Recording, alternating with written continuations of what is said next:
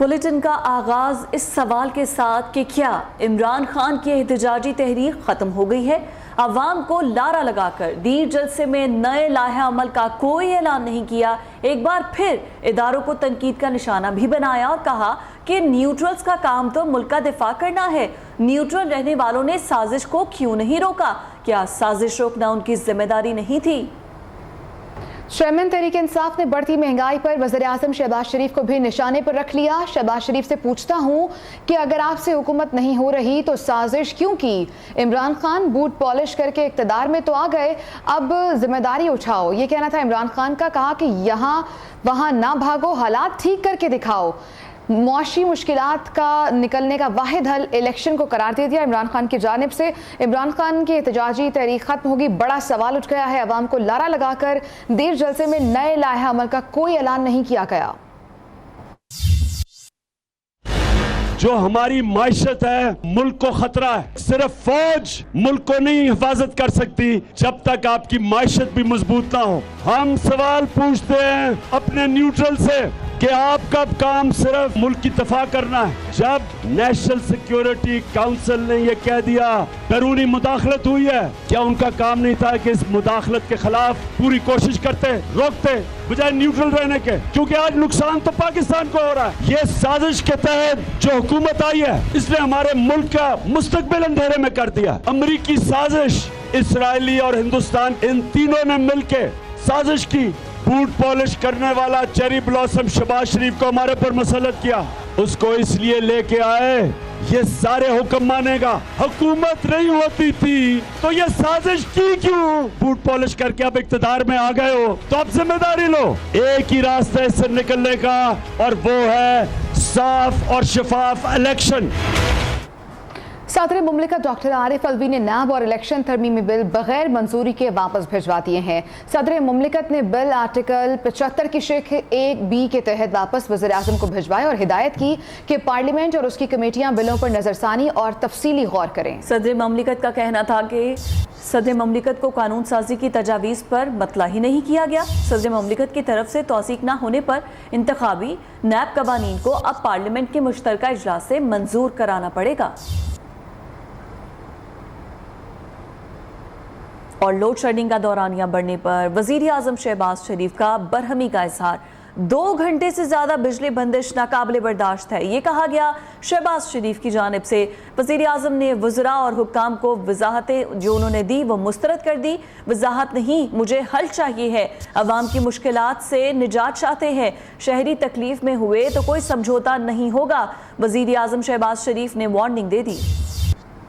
بجلی کی load shedding کا دورانیہ بے قابو ہونے پر وزیر اعظم شہباز شریف برہم، متعلقہ وزراء اور حکام کا ہنگامی اجلاس بلا لیا۔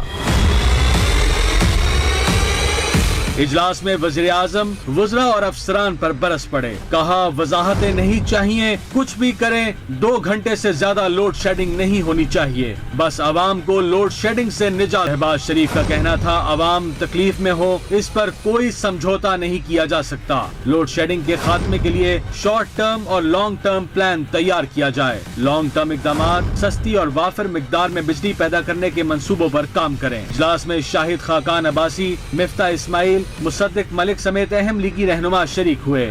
وزارت توانائی کے اعلیٰ حکام بھی موجود تھے۔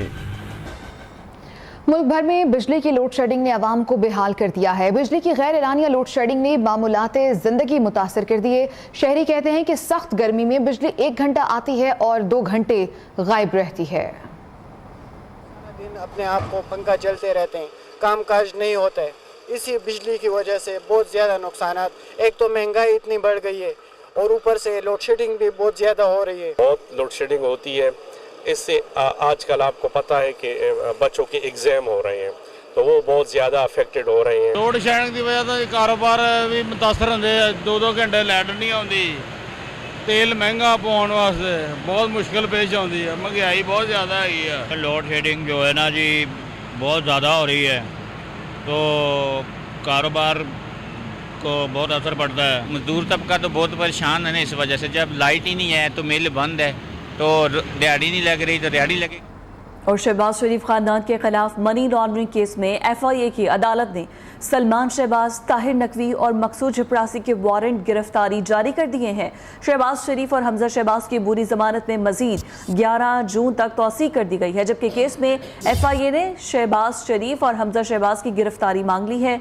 वजीर आला पंजाब के वकील ने दलाइल में कहा 1.5 साल हो गया, इससे सियासी मुकदमे में एक सबूत भी नहीं मिला। ये साबिक दौर की बदतरीन सियासी इंजीनियरिंग है।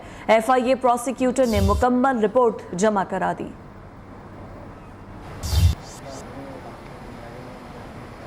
मनी लॉन्ड्रिंग केस में शहबाज शरीफ और हमजा शहबाज पर फर्द जुर्म का मामला, अदालत की जानिब से अबूरी जमानत में मजीद 11 जून तक तौसीह पर PTI रहनुमाओं का शदीद रद्द अमल। फवाद चौधरी कहते हैं कि अरबों की मनी लॉन्ड्रिंग के मुजरिम मुल्क पर बतौर हुक्मरान मुसल्लत हैं। FIA ने आज बाप बेटे को गिरफ्तार करने की इजाजत मांगी, ऐसा सिर्फ सुप्रीम कोर्ट के नोटिस से मुमकिन हुआ। असद उमर ने कहा मुल्की इदारे करप्शन केस में वज़ीर आज़म और वज़ीर आला की हिरासत का मुतालबा कर रहे हैं। फरूख हबीब बोले कि 4 माह होने को हैं, फर्द जुर्म मौखर की जा रही है। शहबाज और हमजा की अबूरी जमानत मनसूख करके गिरफ्तारी होनी चाहिए और केस का फैसला बगैर तातुल के आना चाहिए।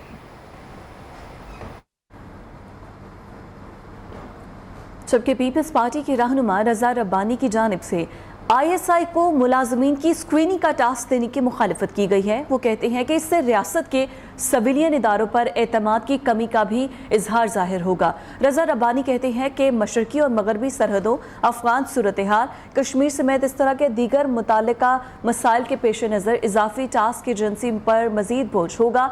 हुकूमत की जानिब से ISI को SEA करार देने का जारी करदा नोटिफिकेशन हैरान कुन है। ये सवाल और मिलिट्री ब्यूरोक्रेसी के दरमियान फ़र्क को भी धुंधला देता है और रियासत के सिविलियन इदारों पर एतमाद की कमी का भी इजहार करता है। इमरान खान को मुफ्तखोरी की आदत है, वो आज भी KP हुकूमत में मुफ्त के खा बिखा रहे हैं। वज़ीर दिफा ख्वाजा आसिफ की चेयरमैन तहरीक इंसाफ पर तनकीद, बोले इमरान खान का हाथ हमेशा दूसरों की जेब में होता है। वो खैबर पख्तूनख्वा में सरकारी वसाइल इस्तेमाल कर रहे हैं। उनकी हुकूमत ने हर मामले में पैसा खाया है। 4 साल एक सोचे समझे मंसूबे के तहत पाकिस्तान में तमाम जो काम था, जो बड़ी सूरत के साथ हो रहा था, उसको खत्म कर दिया गया। ना सिर्फ होल्ड पे डाला गया बल्कि उसमें कोई तकरीब कारी भी हो सकती थी तो तकरीब कारी भी की गई। ये एक मंसूबा था कि पाकिस्तान को माशी तौर पे तबाह किया जाए। उसमें तमाम तरक्याती मंसूबे जो हैं उनको रिवर्स लगाया जाए और माशी तौर पे ऐसी जो है मुश्किलात क्रिएट की जाए कि पाकिस्तान कई दहाइयां जो है इन मुश्किलात से रिकवर न करती है। ये एक साजिश है। तमाम तर जो पिछले 3 साल में हालात गुजरे हैं वो एक ही तरफ निशानदेही करते हैं। अब अदारों के ऊपर हमला हो रहा है, पाकिस्तान के आईनी प्रोसेस के ऊपर हमला हो रहा है। अभी आपको बराह रास्त लिए चलेंगे। मुस्लिम लीग नून के रहनुमा तलाल चौधरी मीडिया टॉक कर रहे हैं। हर एक के अब घर जाना पड़ रहा है, हर एक को बताना पड़ रहा है कि नहीं भाई, पाकिस्तान वाले अपने दोस्तों की कदर करते हैं और हमने टर्की में भी आपके किए गए नुकसानात को रिपेयर करने की कोशिश की है, उनके दर्द और दुख पर मरहम रखने की कोशिश की है और इंशाअल्लाह ताला अब तुर्की उसी तरह हमारे साथ चलेगा जैसे पहले चलता रहा है। आप ये बार बार जलसों में मुझे ये बताइए कि क्या इनकलाब कभी ऐसे भी आए हैं कि सरकारी हेलीकॉप्टरों पर उड़ते हों, बंकरों में आप छुपे हों, और वैसे भी क्या इनकलाब आजकल जमानत पर है? इनकलाब वाले जमानतें तो नहीं लेते और आप राहदारी जमानत ब्लैंकेट आपने पूरा जमानत लिया कि कहीं आपको पकड़ ना लिया। इनकलाब क्या जेलों से खौफजदा होते हैं? इनकलाब क्या पर्चों से डर जाते हैं? और मैंने पहला टीपू सुल्तान देखा है, पहला इनकलाबी देखा है जो अपना घर छोड़ के भाग गया है, जो अपना ऐसा बहादुर आदमी पहला देखा है जो अपना किला छोड़ के बनी गाला कहीं और छुप गया है और दूसरों को कहता है निकलो। तो अगर टीपू सुल्तान बनना है तो अपना किरदार भी बनाओ। वो अपना किला छोड़ के नहीं भागा था, उसके ससुराल इसराइली नहीं थे, उसके बच्चे जो हैं उसको पता था कि उसके कितने बच्चे हैं और उसके बच्चे फरंगियों के घरों में नहीं पलते थे। उसकी तलवारें और उसकी مسلم لیگ نون کے تمام منحرف اراکین صوبائی اسمبلی نے ایک بار پھر سے مسلم لیگ نون کی قیادت پر اعتماد کا اظہار کر دیا ہے۔ وزیر اعلیٰ پنجاب حمزہ شہباز سے متعدد اراکین کی ملاقات ہوئی۔ رانا مشرود کہتے ہیں موجودہ ملکی حالات میں دوست رضاکارانہ طور پر پارٹی کے ساتھ کھڑے ہوئے ہیں۔ کچھ دوست پارٹی کے ساتھ تحفظات رکھتے تھے۔ مہنگائی کنٹرول کرنے کے لیے پنجاب حکومت اقدامات کر رہی ہے۔ اشرف انصاری نے کہا کہ انصاری برادران نے ہمیشہ نون لیگ کا ساتھ دیا، عمران خان نے باتوں کے سوا کوئی کام نہیں کیا۔ ہمارے کچھ دوست جو وقتی طور پہ جن کے کچھ ریزرویشنز تھیں اور جب انہوں نے دیکھا کہ پارٹی آج مشکل حالات میں ہے تو انہوں نے رضاکارانہ طور پر پارٹی کے ساتھ کھڑے ہو کر پاکستان کے لیے، پاکستان کے استحکام کے لیے اپنا حصہ ڈالنے کا جو ہے دوبارہ اندیا دیا۔ جبکہ دوسری جانب پاکستان تحریک انصاف کے 20 اراکین اسمبلی ڈی سیٹ ہونے کا یہ معاملہ اور مسلم لیگ نون کے تمام ٹکٹ ہولڈرز اور قیادت کا انتخاب میں ساتھ نہ دینے کا فیصلہ، موقف یہ اپنایا گیا کہ نون لیگ کے ورکرز اور ووٹرز کو ڈی سیٹ اراکین کو ووٹ دینے کے لیے قائل نہیں کر سکتے۔ علیم خان اور دیگر اراکین نے جلسوں میں مسلم لیگ نون کی قیادت کے خلاف بدزبانی اور الزامات والی تقاریر کی ہیں۔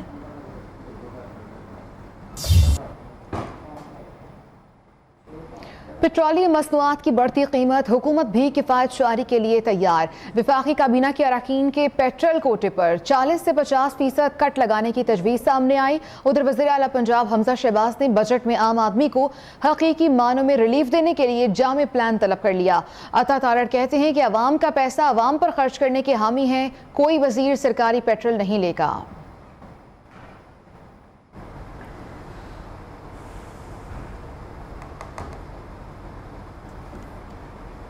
ملک کو درپیش بین الاقوامی چیلنجز، مشرقی اور مغربی سرحدوں سمیت ملک بھر میں پاک فوج کی تعیناتی کے باوجود گزشتہ 2 سال سے پاک افواج کے بجٹ میں کوئی اضافہ نہیں کیا گیا، جبکہ دشمن کا بڑھتا ہوا دفاعی بجٹ افواج پاکستان کے لیے ہمیشہ سے ہی چیلنج رہا ہے۔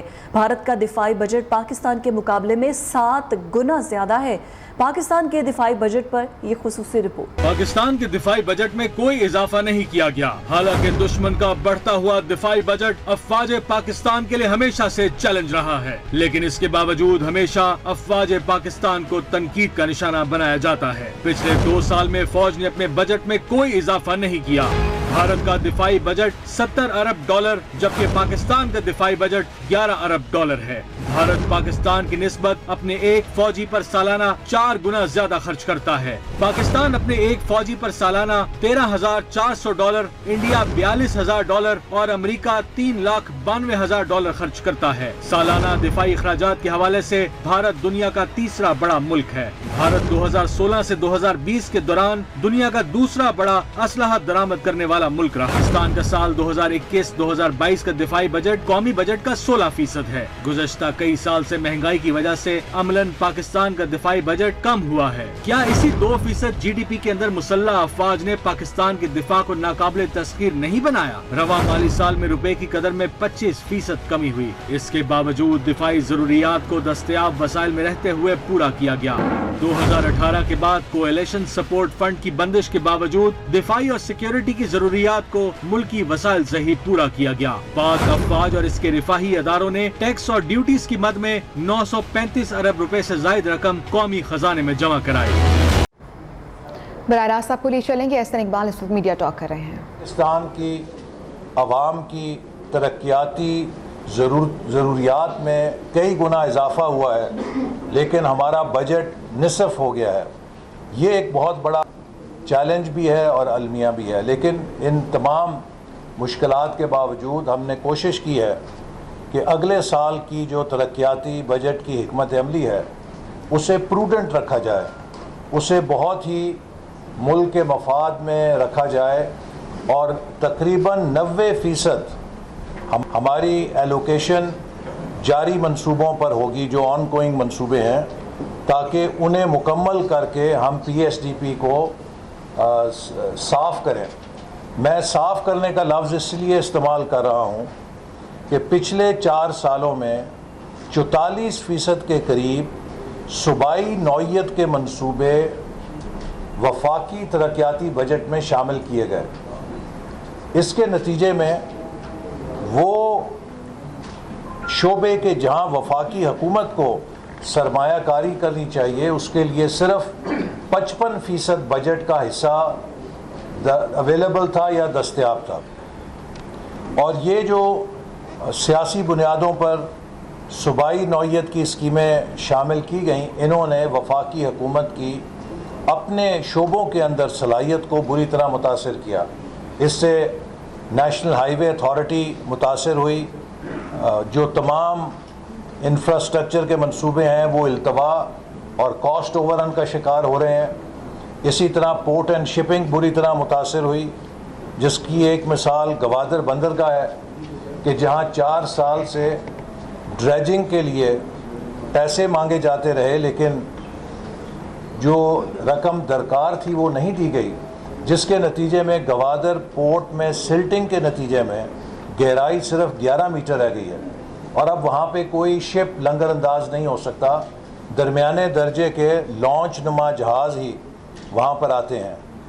इसी तरह कई दीगर शोबों के अंदर जो बहुत कलीदी इन्वेस्टमेंट्स थी वो नहीं की जा सकें। गवादर के अंदर आवाम को जो बिजली और पानी के स्कीमों के ज़रिए उनके मसाइल को हल किया जाना था, उसके लिए फ़ंड्स दस्तयाब नहीं थे, चूँकि 44% तरक्याती बजट जो है वो सियासी तौर पे तकसीम किया जा रहा था गलियां नालियां बनाने के लिए।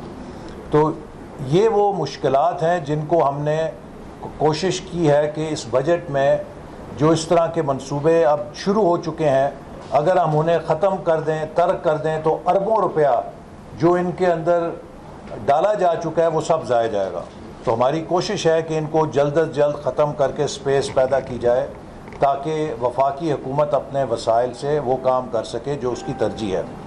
इसके साथ साथ हमने अगले साल के लिए जो तरजीहात मुतय्यन की हैं, वज़ीर आज़म शहबाज शरीफ साहब का जो विज़न है उसकी रोशनी में हमारी सबसे पहली तरजीह ये है कि हम पाकिस्तान के तरक्की की जो बुनियादी ज़रूरतें हैं, जिनमें के वाटर रिसोर्सेज हैं, उन्हें प्रोटेक्ट करें। उसके लिए जो इन्वेस्टमेंट है। एहसन इकबाल न्यूज़ कॉन्फ्रेंस कर रहे थे। अभी एक ब्रेक, जिसके बाद हाजिर होंगे हेडलाइंस के साथ।